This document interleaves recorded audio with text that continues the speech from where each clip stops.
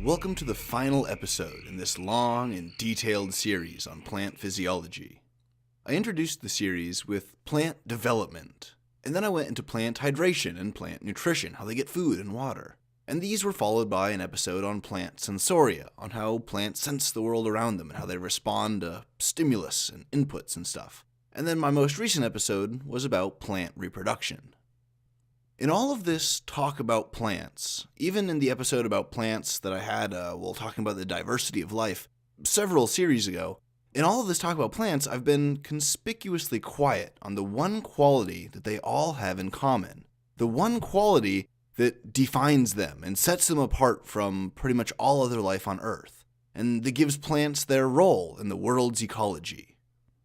This trait, or this quality, is autotrophism. It's photosynthesis, the ability to extract chemical energy from sunlight and thus fuel the growth of biomass. This chemical ability to harness the sun was one of the first major adaptations that life on Earth ever made. It happened about 3 billion years ago, before multicellular organisms ever existed. Photosynthesis is a process that's fundamental and integral to all life, even organisms that aren't photosynthetic. Autotrophs, like plants, use photosynthesis to survive, while heterotrophs, like herbivores, will eat the subsequent plant biomass to feed themselves and survive, and the carnivores depend in turn on the herbivore's biomass. In this way, the entire global food chain, the entire ecology, all life on Earth, depends, ultimately, on photosynthesis. The only organisms that are an exception to this are the extremophile bacteria that live in the hydrothermal vents at the very bottom of the ocean. Alright, so photosynthesis is fundamentally a chemical reaction powered by light that helps the plant break down water and produce glucose. The plant needs carbon, which it gets from the carbon dioxide in the atmosphere. The plant needs water, which it gets from its roots in the wet soil. Light is the motivating variable that makes the magic happen, that allows the plant to produce chemical energy in the form of glucose and waste in the form of molecular oxygen. It's this molecular oxygen that plants breathe out that we breathe in. All of the plant life on the world's dry land produces the oxygen that we breathe, that all of the other animals on the planet breathe. But the contribution of oxygen that all of these land plants make to the atmosphere is dwarfed by the contribution made by the photosynthetic bacteria in the oceans, which produce something like 70% of the atmosphere's oxygen. The glucose is used to produce the plant's tissues. The actual carbon is transitioned from those glucose molecules into the plant's cellulose and enzymes and whatnot. And when we eat the plant, we end up eating all of that carbon that it first acquired through carbon dioxide and then fixed it into glucose.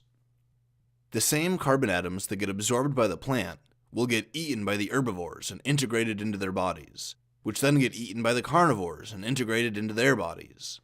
Photosynthesis is really the process that extracts carbon from the atmosphere and gets it flowing up the food chain until, through respiration or decomposition, that carbon returns to the atmosphere. Photosynthesis itself, as a chemical process, is one of two major intertwined chemical reactions. Photosynthesis is strictly the consumption of light to break down water and produce oxygen.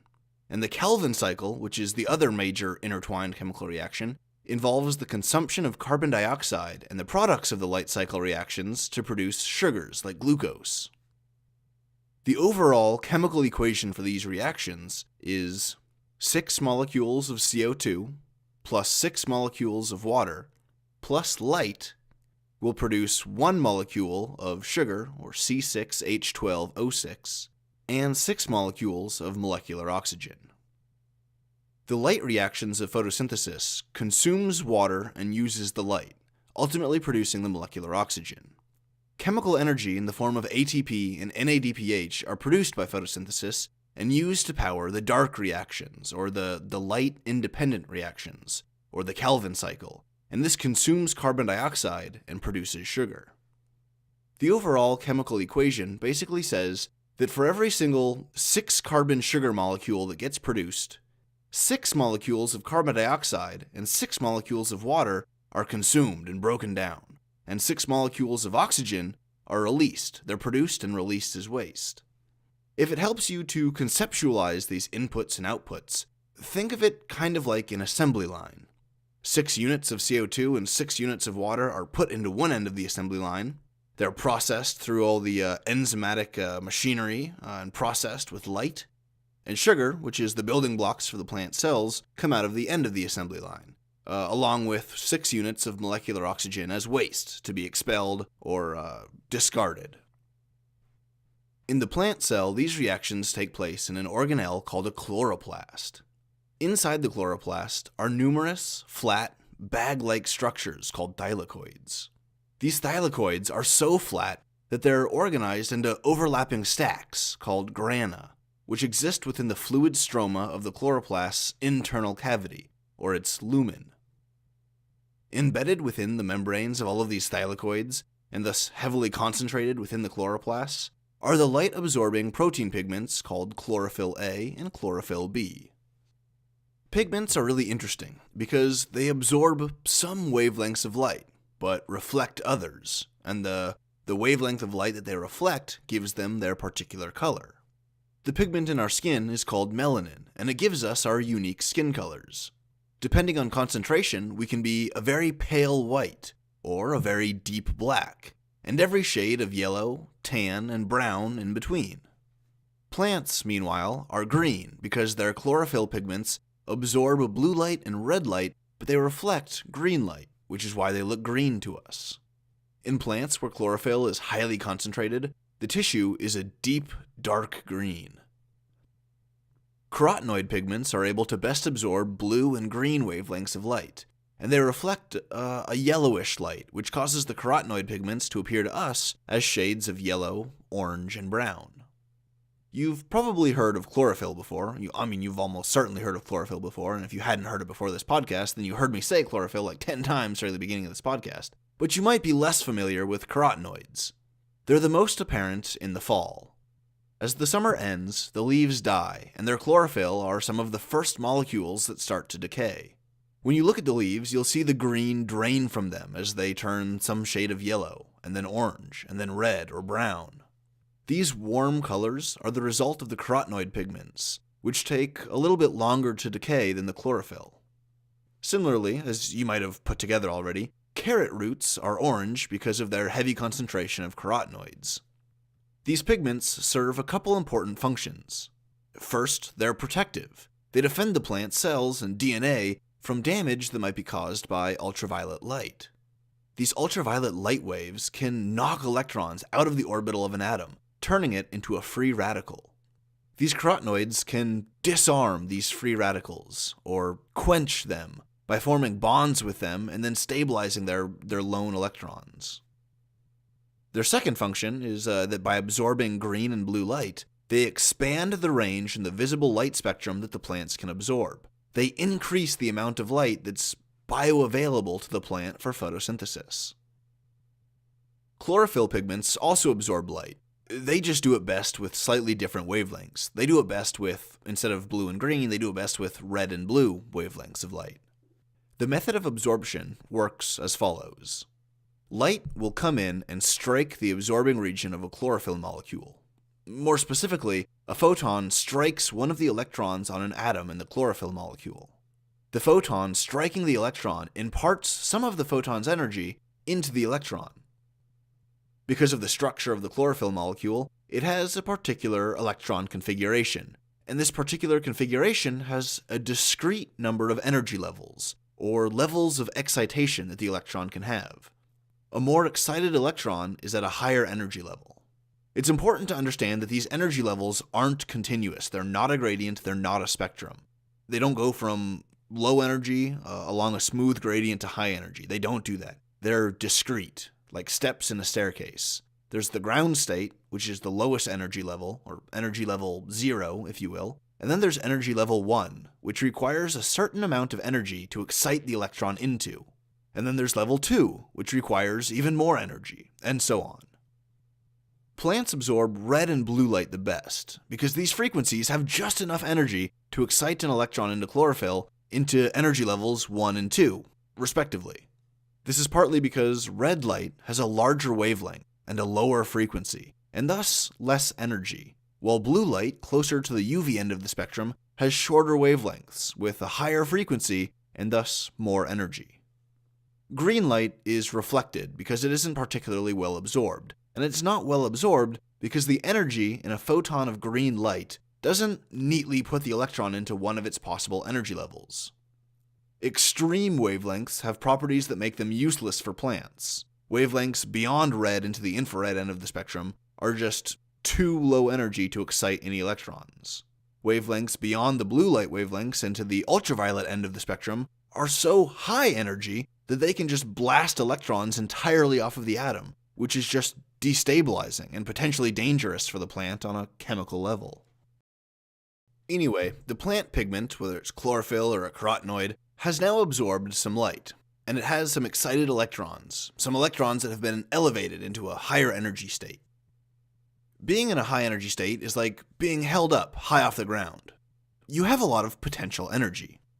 When you fall off of whatever's holding you up off the ground, or if you get dropped, that potential energy will turn into kinetic energy as you accelerate towards the source of gravity that you're falling towards. And this will turn into mechanical force or mechanical energy the instant that you hit something, like the ground. In chlorophyll, the excited electrons have a high potential energy, and this energy gets farmed to power the metabolism of the Kelvin cycle. There are 4 distinct ways that this excited electron can release its energy. The 2 most straightforward ways happen when the electron simply burns off all of its energy at once and falls right back to its ground state. This usually happens in individual pigments, and it can happen by just releasing the energy as heat, or it can release the energy as light through fluorescence. This isn't particularly useful for powering photosynthesis, so it's good that only 2% or so of the electrons in a plant cell will waste energy just by releasing it purely as heat or purely as fluorescence. The third way the electron can release energy is through a process called resonance energy transfer.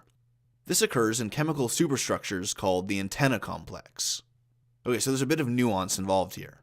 A single molecule of chlorophyll is not going to be particularly good at absorbing light. Instead, it works best when it's arranged in groups of hundreds of chlorophyll molecules. These are arranged and organized in big groups in the thylakoid membrane, interspersed with accessory pigments and support proteins. This antenna complex is like a giant sheet, or an antenna dish, of interconnected pigments spread out across the thylakoid's plasma membrane. Because they are so spread out like a dish, they have a pretty good chance at catching a signal, or catching a light wave. When light is absorbed and excites an electron, that high-energy electron can pass off the energy to a low-energy electron in a nearby chlorophyll molecule, and this happens through that process of resonance energy transfer. This process repeats itself, with high-energy electrons on one molecule of chlorophyll exciting a low-energy electron in another molecule to become a high-energy electron, and so on and so forth. And in this way, the energy is physically shuttled across the physical space of the antenna complex, and the energy is eventually brought to the central region of the antenna complex called the reaction center. So the antenna complex works like a satellite dish or an antenna dish, and it catches the signal or the wavelength of light, and it bounces the energy in that wavelength of light through the electrons towards the central receiver. The fourth and final way that an excited electron can release its energy is through a reduction-oxidation reaction, which is what the reaction center uses to harvest the energy. The excited electron on the chlorophyll in the reaction center gives the electron to a protein complex, creatively called an electron acceptor. It's accepting an electron, so it's the electron acceptor. I mean, I've said this before, but biologists have very imaginative naming schemes. The combination of antenna complex and reaction center creates a protein supercomplex called a photosystem. And as it turns out, there are 2 major photosystems, called photosystem 1 and 2. And these absorb slightly different wavelengths of light, and they have slightly different chemical functions. They're similar, but they're slightly different. Photosystems 1 and 2 interact through a mechanism called the Z-scheme, based on what the energy level of the electrons looks like when it's graphed on a whiteboard. Technically, photosystem 2 is the first complex to do chemical work in the Z-scheme, but photosystem 1 was discovered first, and the naming convention was never changed. One of my friends has his degree in engineering, And he says he was kind of turned off by biology because he said photosystem 2 comes first. And to him, that was just so illogical, and it didn't make any sense. And he's like, if all of biology is like this, if all of biology is that non-linear and counterintuitive, then it is just too complicated for me. So he went into engineering. But don't let that confuse you. I'm going to explain what each of these photosystems does and how it does it, and it's going to make sense. It's not that complicated. You'll understand it, so don't worry. All right, so photosystem 2 has an antenna complex that shuttles the electromagnetic energy towards an electron receptor called pheophytin. Pheophytin is basically the exact same molecule as chlorophyll, with the exception that it doesn't have a magnesium ion in its light-absorbing region. This may seem like a benign structural detail. It's just a single atom that's not in the molecule. But this single atom, it's a magnesium ion, so it's got a polar charge and it's pretty big. And so the lack of that magnesium ion creates a huge difference in how the molecules function. Just that one atom can make a huge difference in the molecule's function. The lack of the magnesium ion basically inverts the function of the molecule. Where chlorophyll absorbs light to get an excited electron, the pheophytin will then hand off the electron to a lipid-soluble carrier molecule called plastoquinone. But doing this will remove an electron from the photosystem and thus make it extremely electronegative. This is actually what allows the enzymes in the photosystem 2 complex to take the electrons from water molecules and split them into hydrogen ions and molecular oxygen. This molecular oxygen gets released as a waste gas from the plant, and the hydrogen ions get accumulated on the inside of the thylakoid membrane. This accumulation of positively charged hydrogen ions on the inside of the thylakoid membrane creates a concentration gradient across the membrane. You see, protons will want to get out of the thylakoid membrane by flowing down their concentration gradient. And like in many other places in the plant's body, its cells will use proton pumps to exploit this gradient for energy. In the thylakoid membrane, a protein complex called ATP synthase works kind of like a water wheel that you might see in a river attached to like an old-fashioned mill or something. A protein channel will create a controlled corridor for hydrogen ions to flow down through the plasma membrane. But as they flow through the channel and across their concentration gradient, they end up turning a giant protein rotor structure. By being rotated and deformed by the influence of protons flowing down their gradient and through this protein corridor, the ATP synthase is able to catalyze the reactions that produce the chemical energy ATP. So pheophytin gives the electron to plastoquinone, which carries the electron and gives it to an electron transport chain composed of a complex of cytochrome proteins. These cytochrome proteins will bounce the electron between themselves, siphoning off little bits of energy through a series of redox reactions, and gradually bringing the electron down near its ground state again. A lot of this siphoned energy is used by plastoquinone to bring hydrogen ions from the stroma into the thylakoid, against their concentration gradient. This contributes to, and perpetuates, the concentration gradient exploited to produce ATP. When the electrons come to the end of the cytochrome complex, the end of the electron transport chain, they're handed off to another lipid-soluble protein molecule called plastocyanin. This little plastocyanin molecule is really important.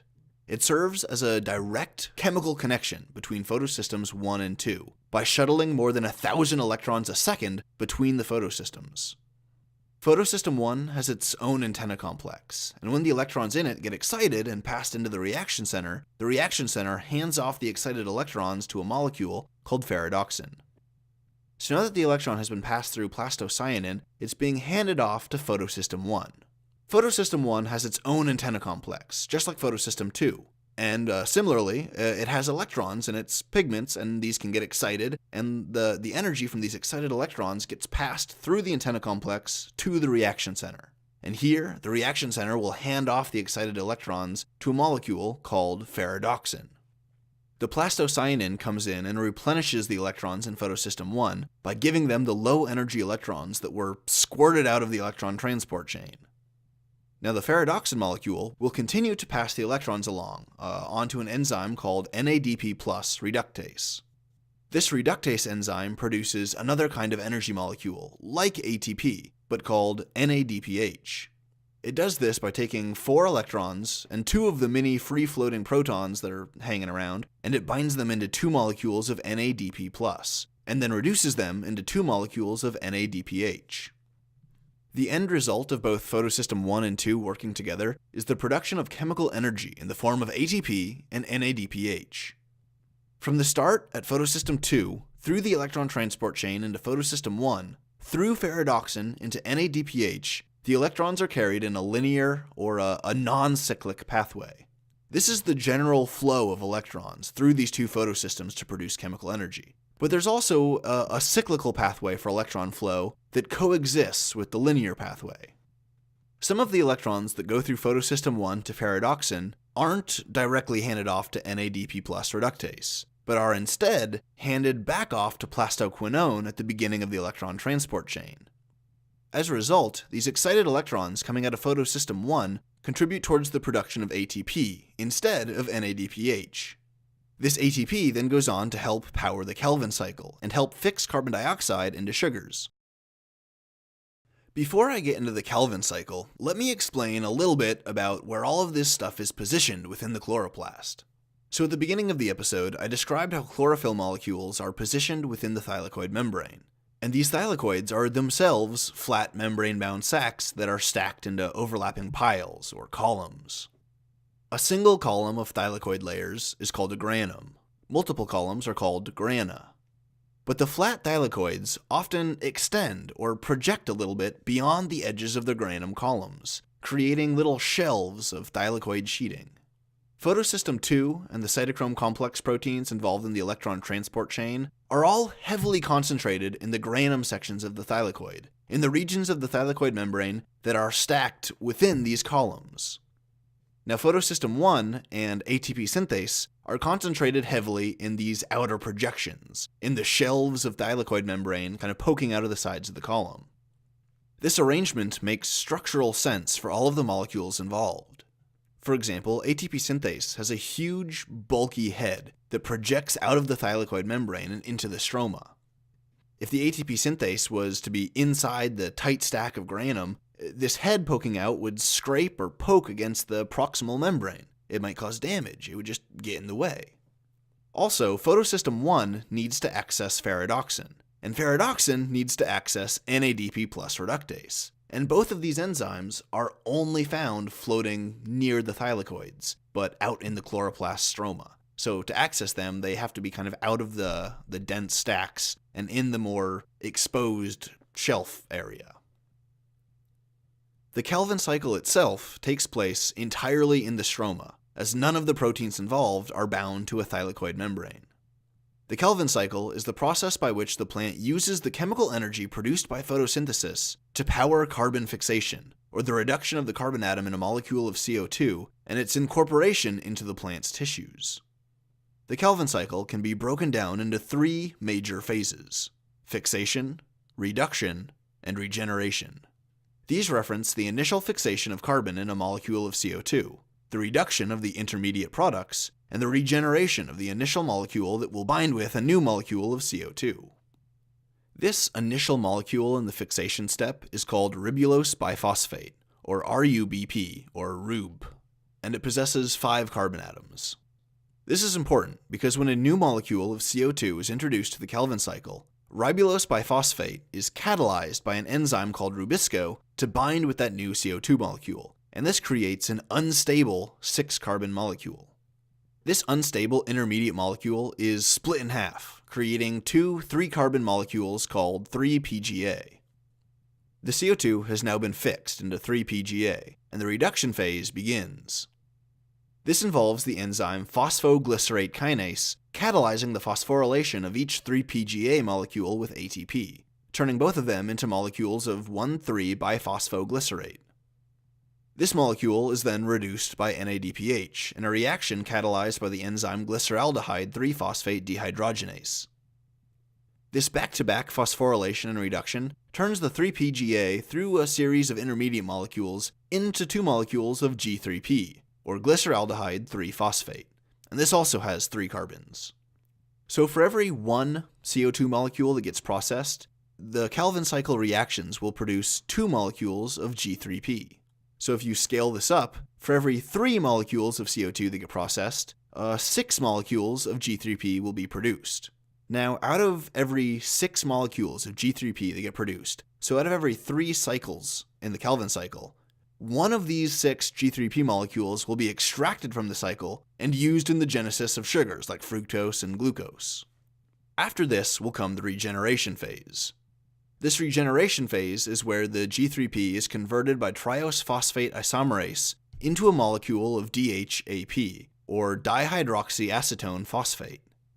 Then you have 2 enzymes called aldolase and fructose 1,6-biphosphatase that come in and take a remaining G3P molecule and a new DHAP molecule and combine them into fructose 6-phosphate. This fructose 6-phosphate molecule has 6 carbons, as it's the product of 2 3-carbon molecules being bound together. There's a few more steps involving various enzymes like transketolase and phosphopentose isomerase, which continue to tweak and split and recombine the intermediate molecules. The last few steps of the Calvin cycle involve the intermediate molecules being transformed into ribulose 5-phosphate, which is then phosphorylated by phosphoribulokinase back into RUB, or RUBP, or the ribulose 1,5-biphosphate that binds to the carbon atom at the beginning of the cycle. So, while the final phase involves the consumption of this G3P to regenerate ribulose biphosphate, there's a little detail here that I need to touch on again. I went through the process with a single molecule of CO2, but it takes 3 revolutions of the Calvin cycle, or the fixation of 3 CO2 molecules, to fully regenerate that initial ribulose biphosphate molecule. The enzyme that helps initiate this whole chain, this whole cycle, the enzyme that first attaches that CO2 molecule to the ribulose biphosphate in the first place and gets everything started, that enzyme is called Rubisco. Rubisco is a large protein complex with 16 subunits and 8 active sites, or points where the morphology of the protein can engage in enzymatic activity. Rubisco's active sites fix carbon dioxide by binding it to ribulose biphosphate. Plants will generally produce a huge quantity of Rubisco in their photosynthetic tissues, which compensates for the fact that Rubisco is a terribly inefficient enzyme. Recall how I mentioned plastocyanin earlier, and how plastocyanin can transport more than 1,000 electrons a second between photosystems 1 and 2. Other enzymes can similarly process thousands of reactions a second. But Rubisco, even though it has 8 active sites, can only process 3 reactions a second.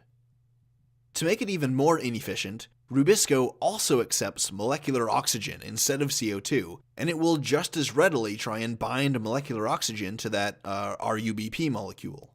When a molecule of molecular oxygen is used, the intermediate molecule will get split apart, and this will create 3-phosphoglycerate, which gets used in the Calvin cycle, and 2-phosphoglycerate, which gets metabolized to release CO2.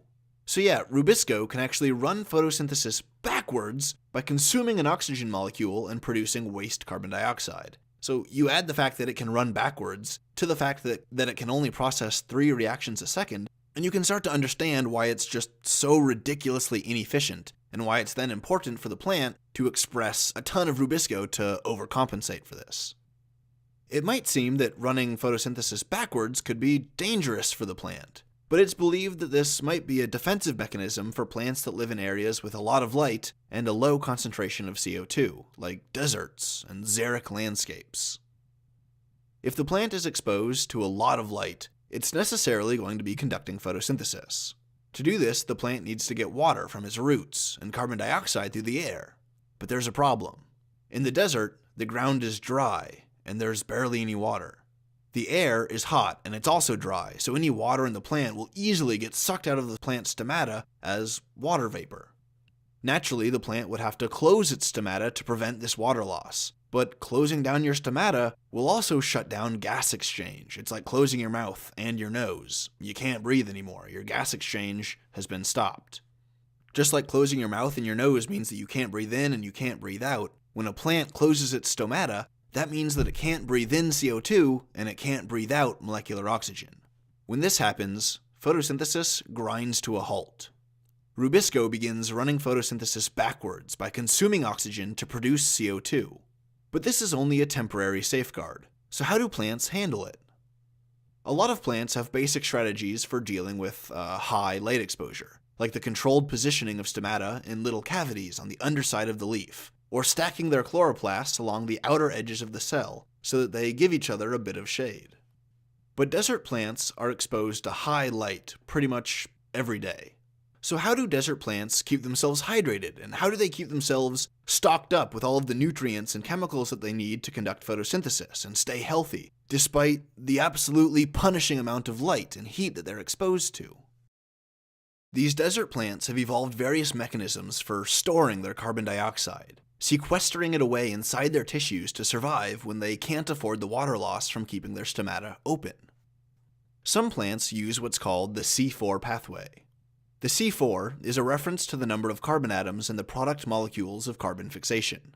In regular photosynthesis, or a C3 pathway as it's called, a CO2 molecule is bound to the 5-carbon molecule ribulose biphosphate, and this is broken into 2 molecules of 3-PGA, each with 3 carbon atoms. But in the C4 pathway, CO2 is bound to a 3-carbon compound called phosphoenol pyruvate, and catalyzed by PEP carboxylase into a 4-carbon product. These 4-carbon molecules are transported into things called bundle sheath cells, where they increase the CO2 concentration and thus improve Rubisco's efficiency. The C4 pathway is energetically expensive, but it's worth it because of the increased efficiency of photosynthesis enabled by the carbon buildup. The species that exhibit C4 photosynthesis are called C4 plants, but C4 plants don't exclusively use the C4 pathway. Rather, they just use it to supplement the C3 pathway as like an extra little means of storing carbon and having a little bit extra in reserve for when you need to use it. There's another strategy for avoiding dehydration that I've mentioned a couple times on the podcast, and that I briefly touched on in episode 50 on plant hydration. This strategy is called crassulation acid metabolism, or CAM. Instead of trying to shunt more carbon to their photosystems, the CAM plants take advantage of the night when it's much cooler and more humid. They only open their stomata in these conditions, at night, because the subsequent water loss from transpiration is greatly reduced. You don't have the high temperatures that's boiling away your water into vapor. You don't have the dryness that's creating that strong difference in water potential and just sucking the water vapor out of the leaf. All of those things are reduced, and so transpiration is reduced, and the plant can hold onto its water a little bit better. During the night, these plants will accumulate a great reserve of CO2 through their open stomata. During the night, there's no photosynthesis going on. Plants aren't actively using carbon, and so these CAM plants will simply absorb the CO2 through their open stomata and reserve them. They'll build up a store of it. And so during the day, or usually just on the really hot sunny days, or during the height of the day at like high noon when it's the hottest, the CAM plants will close their stomata. The CO2 that they've accumulated during the night will be tapped, and that CO2 will now feed the plant cells as they conduct photosynthesis and run the Kelvin cycle.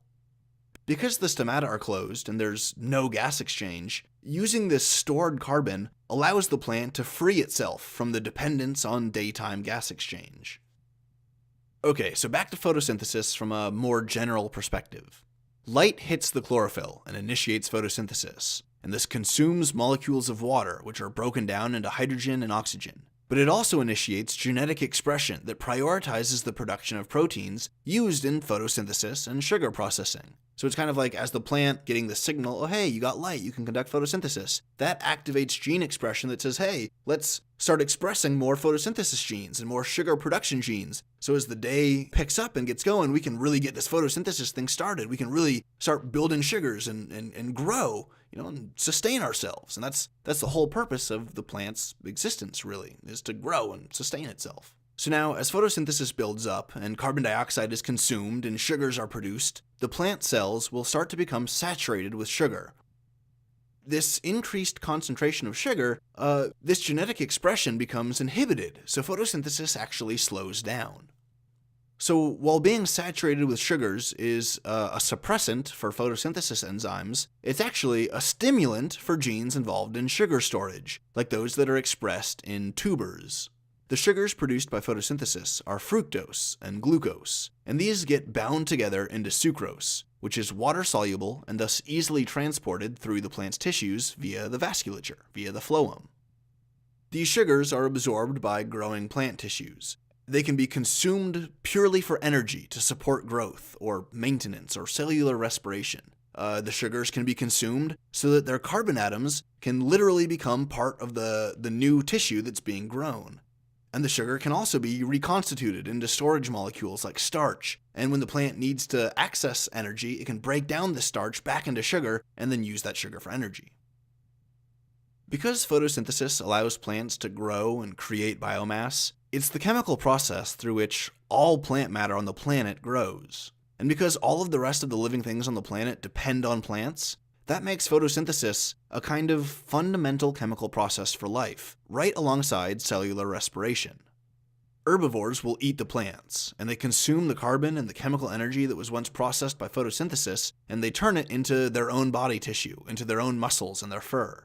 And then carnivores come by, and they eat the herbivores, and those same carbon atoms get taken from their current host and constituted into the bones and muscles and fur of the carnivore. Then a human hunter comes along and kills the carnivore and eats its meat, and the carbon atoms get absorbed into the human's body. So the carbon in the air that gets fixed by plants into biochemicals through photosynthesis ultimately becomes the carbon in everything that you've ever eaten. And when you exhale, you're breathing out waste carbon dioxide back into the atmosphere, and plants can use that carbon dioxide to continue engaging in photosynthesis and the Calvin cycle. When you die, when all organisms die, their bodies get decomposed, and that decomposing carbon can get broken down by fungus and bacteria, and through their metabolism, they'll turn it back into CO2 and release it back into the atmosphere. And so you've got this big carbon cycle that perpetuates and sustains all the life on the planet. Alright, well, that's about it for photosynthesis, everyone. That's how it works. I hope you found this episode informative and interesting. And if I'm doing my job right, then you should hopefully be looking at plants in a new way from now on, with a new fascination, now that you have some insight as to how they capture light and turn it into biomass on a chemical level, and how that biomass goes through a cycle of all kinds of living things. And as always, thanks for listening.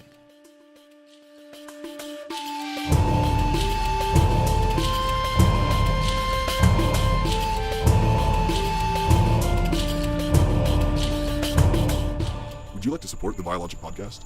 It's super easy. When you open a new episode, press the like button or share it with your friends. If you aren't subscribed, you should hit the subscribe button so you can enjoy a new episode every week. You can also peruse our official store, which has a ton of cool stuff like hand-designed t-shirts, hoodies, and stickers. All the links you need are in the description section below.